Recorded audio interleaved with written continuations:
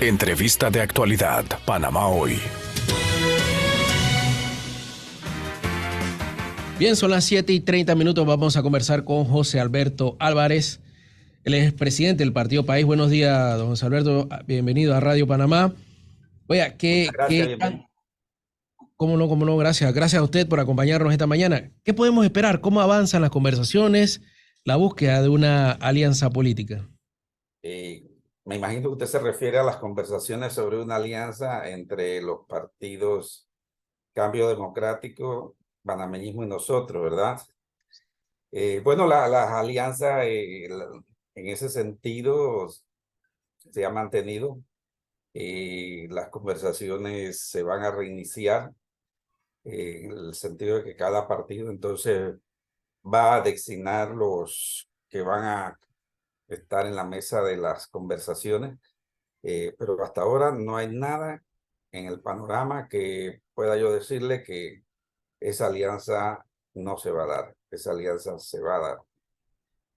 ¿Cuáles son los puntos? ¿Qué se está debatiendo? ¿Las posiciones o los proyectos a futuro para el país? Bueno, las dos cosas se tienen que debatir. Primero está lo que es la oferta electoral de los candidatos, y eso se tiene que conversar porque tenemos un plazo hasta el 31 de octubre para presentar las candidaturas. Y está también el tema de los planes de gobierno. Cada partido tiene sus prioridades, cada partido tiene sus principios. Entonces, en la mesa vamos a tratar de conjugar lo que cada uno quiere hacer por el país en los próximos 5 años. Matemáticamente, ¿cómo han visto el tema de la alcaldía al ver que cada uno tiene un candidato propio para esta alcaldía y que cada uno de estos tendría que pedir el voto para el mismo candidato a la presidencia? ¿Le funcionará esto? ¿No genera esto un conflicto al final? ¿No se ha conversado sobre eso? Definitivamente es un tema que se ha conversado, se conversó desde un principio. Nosotros mantenemos la posición de que el candidato debe ser Raúl Ricardo Rodríguez. Todavía no se ha decidido cuál de los 3 candidatos va a ser el abanderado de esta alianza. ¿Quién iría a la cabeza de la alianza y cuáles serían las consideraciones que tiene José Alberto a la hora de que se defina quién podría liderar o ser el candidato de esta alianza política? Miren, lo que más o mayor probabilidad tiene, casi es un hecho, que el candidato presidencial de la alianza va a ser el licenciado Rómulo Rux. ¿Bajo qué mérito sería Rómulo Rux? ¿Es porque sale marca en las encuestas, porque es el mejor candidato? Mire, son diferentes aspectos que se toman en cuenta. Rómulo Rux, al igual que José Blandón, vienen caminando el país porque ambos fueron candidatos en el año 2019. Rómulo tuvo el segundo lugar, si bien es cierto, en aquella ocasión contaba con el apoyo de una parte del partido que ya no está, que fue a formar el partido Realizando Metas. A Rómulo Rux la población, y es lo que en las conversaciones he manifestado, no lo percibe como ese político tradicional, ese político que está en los partidos y ocupa todos los puestos de los partidos, se anquilosan en candidaturas, en ser representantes o en ser alcalde durante mucho tiempo. Cuando yo voy en la calle, la gente me pregunta sobre la alianza. Ven a Rómulo como un político no tradicional, y como la opinión pública en su inmensa mayoría no quiere saber de los partidos políticos, entonces yo creo que Rómulo Rux se presenta como una carta más fresca frente al electorado del año 24. Ahora, las conversaciones se están dando, ¿no han incluido al PP en estas conversaciones o algún sector independiente que esté interesado en unirse a esta alianza?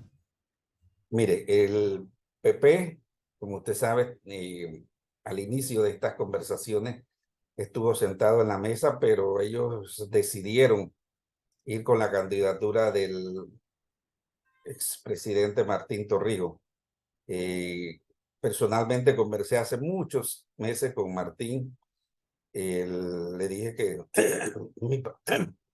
perdón, mi palabra estaba dada acá en las conversaciones con Rómulo y con José Blandón. También creo que José declaró que él ha conversado en una ocasión con Martín y Rómulo ha conversado también con Martín, pero Martín quiere ser el abanderado de esta alianza y nosotros venimos trabajando esta alianza hace más de 2 años. Martín llegó hace 2 meses, ¿no? ¿No le parece que esto, entre más candidatos existen de oposición, más se beneficia el PRD? Definitivamente que ellos lo han manifestado. Creo que ayer salió una entrevista del licenciado Roberto Abreu que ellos con esta división tenían posibilidades, pero al final yo creo que la población va a ser un balance. De un lado va a poner un candidato y del otro lado va a poner otro candidato y entonces ellos se van a decidir por uno de los dos candidatos y los demás van a quedar en tercero o cuarto lugares muy lejos de los dos que van a llegar al final. Si el PRD logra posesionarse, mucha gente que no quiere votar por el PRD van a votar entonces por nuestro candidato. En estos días entrevistamos al vicepresidente José Gabriel Carrizos y aseguraba que le dijo a Laurentino Cortizo que iba a pasar a la historia como el mejor presidente de la República de Panamá. ¿Coincide usted con este señalamiento? Yo creo que el señor vicepresidente debe leer un poco más de la historia de este país. Panamá ha tenido grandes presidentes como Belisario Porras. Belisario Porras le dio a este país la institucionalidad. El mismo Arnulfo Faria en sus cortos periodos de gestión demostró capacidad de estadista. Juan Demóstenes Arosemena también fue un gran presidente, Armodio Arias, y yo creo que comparar al licenciado Cortizo a estos niveles, yo creo que no está consono con la realidad.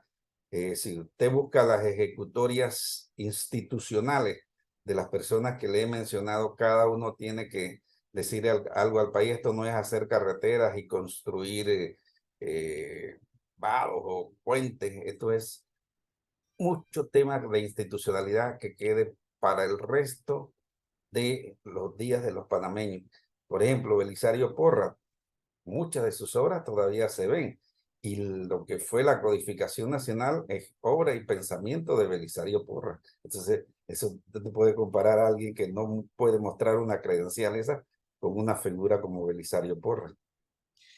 Ahora, también veo ahora la figura de Lombana. En su momento ustedes intentaron acercarse al señor Lombana. Él ha dejado claro que no va a ir junto a ustedes tampoco. Definitivamente que él ha dicho que él no quiere caminar junto a partidos tradicionales, pero en una ocasión le dije, oye, yo no soy un partido tradicional. Nosotros somos un partido que apenas va a cumplir el próximo 9 de septiembre 2 años. Entonces, pero bueno, yo creo que su posición es definitivamente presentarse solo con una alianza con movimientos a las elecciones el próximo mayo del 24. No, En ese eh, sentido, sí, tomando el tema de las propuestas, usted es abogado, se habla mucho de una reforma constitucional, se hablaba de una quinta papeleta. ¿Cómo ve el presidente del Partido País el escenario constitucional o a futuro?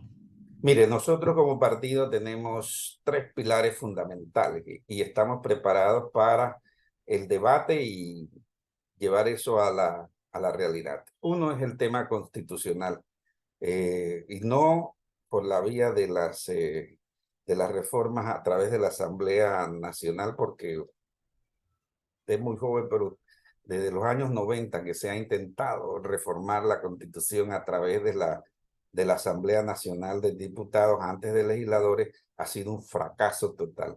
Yo creo que tenemos que utilizar el mecanismo de llamar a una Asamblea Nacional Constituyente, elegir a personas que vengan a la ciudad. Cuando digo vengan, que también tenemos que en esa asamblea contar con diputados constituyentes del interior, entonces hacer única y exclusivamente una constitución. Después esa constitución ese proyecto debe ir a referéndum y si el pueblo aprueba lo que hicieron los constituyentes, entonces se convertirá en la norma máxima de este país. Pero ese tema no puede bajo ningún aspecto dejarse en manos de los diputados que tenemos actualmente en la Asamblea, ni los que se vayan a elegir el 5 de mayo del año 24. Ese es un tema que debe ser tratado por verdaderos constituyentes. Y la reforma que se hizo en su momento no sirvió de nada, o sea, no mejoró nada, se quedó corta. Bueno, mire, es que una de las cosas que tenemos que reformar, ayer, por ejemplo, hubo elecciones, el domingo hubo elecciones en 2 países latinoamericanos. En Guatemala era la segunda vuelta y en Ecuador una primera vuelta. Iban 2 candidatos para darle una mayor legitimidad al gobierno que se elige. Entonces en Panamá no tenemos eso. En Panamá el próximo presidente puede ganar con un 26-28% ante la cantidad de candidatos. Tenemos que bajar el número de diputados. Tenemos que acabar con ese sistema de que la asamblea juzga a los magistrados y los magistrados juzgan a los diputados. Tenemos que cambiar el molde de nuestro Estado constitucional para diseñar una nueva república. Entonces, eso es producto de mentes que saben del tema constitucional. No tirar un proyecto a la Asamblea que saque lo que le va a formar una piñata y cada uno de esos diputados se pensó en su momento que era un constituyente. ¿Cuál es el principal reto que enfrenta el país y que sería tomado a consideración de cara a las próximas elecciones por el Partido País, que debería ser afrontado por la Alianza? Mire, el país se enfrenta a diferentes retos. Tenemos el reto muy grande, por cierto, de la inseguridad. Los panameños viven inseguros, la delincuencia se ha adueñado de las calles, el tema del desempleo, a pesar de que el gobierno dice que los índices de desempleo han bajado, eso se debe a que ellos cuentan como empleados, quizás los cientos de miles de personas que tienen un trabajo informal. La educación es un gran problema. El tema de las recetas internacionales que nos están llegando para tratar de inculcarle a nuestros niños eso que llaman ideología de género, cambiando toda la cultura de un país. Tenemos que hacer un esfuerzo extraordinario para que el país tenga paz y tranquilidad y que los panameños se sientan seguros, tengan trabajo digno y que a su casa, cuando llegue, tengan pan para sus hijos. Ayer, el viernes pasado, casualmente el Mitradel incluyó casi de carácter obligatorio el lenguaje de género en la institución. Y pude conocer por algunos funcionarios que les impusieron asistir a un seminario donde se le explicaba que había más de dos cromosomas. Se le trató de, inclusive me decían, de imponer esta ideología de más de 2 géneros. ¿Cómo usted como abogado, cómo ve este decreto que ha hecho el Mitradel en esta institución de un lenguaje inclusivo? Mire, están totalmente fuera de lo que es la realidad, la mente y el pensamiento de los panameños. Inclusive están fuera de lo que dice el órgano rector del idioma español. La Real Academia no tiene entre sus léxicos esas palabras de todes y progres y esos términos. Entonces, ese decreto que no lo he estudiado a profundidad, pues estaba en una gira, yo llegué anoche casi a la medianoche, pero sí lo recibí y vamos a estudiarlo porque yo creo que eso es un exabrupto la cosa, mire, usted puede hacer una ley y puede decir que los burros vuelen y los burros no van a volar porque una ley lo diga. Entonces, pues si una ley no es aceptada por el pueblo panameño, eso no hay que cumplirlo porque son de esas cosas que un gobierno que no esté pensando en eso va a derogar ese decreto. Eso es una aberración. Y en el momento que las personas necesitan empleo, el incluir este tipo de lenguaje aporta algo a la generación de empleo, a la mejora de los escenarios laborales, en su experiencia. Para nada, lo que aporta es desasosiego. Es más, desconocen hasta las propias encuestas que han hecho. La Contraloría el año pasado hizo una encuesta sobre la posible aceptación entre los panameños de lo que es la ideología de género, el matrimonio igualitario. Casi el 80% de los panameños rechaza esas cosas porque van contra la moral cristiana. Aquí no sé si más del 90% de los panameños profesan alguna creencia cristiana. Muchas gracias a don José Alberto Álvarez por compartir este análisis político esta mañana con los oyentes de Radio Panamá. Que tengan muy buenos días. Gracias.